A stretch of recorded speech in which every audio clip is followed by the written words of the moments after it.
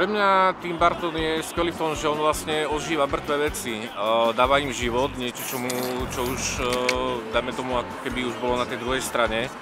A má to takú špecifickú výtvarnú estetiku, ktorá je veľmi zaujímavá. Dá sa s tým skvele pracovať, takže za mňa to bolo akože vynikajúce s tým robiť.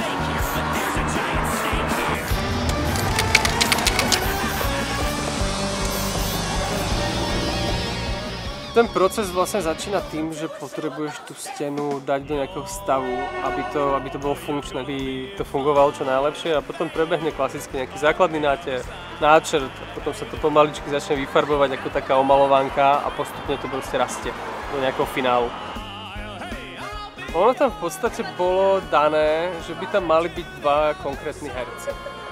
S tým sme pracovali, to ako sme si ich tam rozhodili, to ako sme si to proste skomponovali a rozložili na tú stenu, to už bolo v podstate na nás. On sa veľmi dobre robil. Mali sme možnosť spraviť s ním nejaké fotografie a tie ako fejsy a výrazy a grimasy boli úplne perfektné. Dôležitý je tam celkom ten čerp, ktorý je celkom zaujímavý, pretože my sme dostali len jeho skicu a my sme ho vlastne dotvorili do farieb. Takže my máme tú prednú skicu, ktorá bola iba ceruzkou na nejaký papier a my sme si ho už vlastne vymysleli tak, že je vyfarbený a že má nejaké tiene v sebe a nejakú hĺbku. V podstate tak bude ten čerp vyzerať aj na tom predstavení.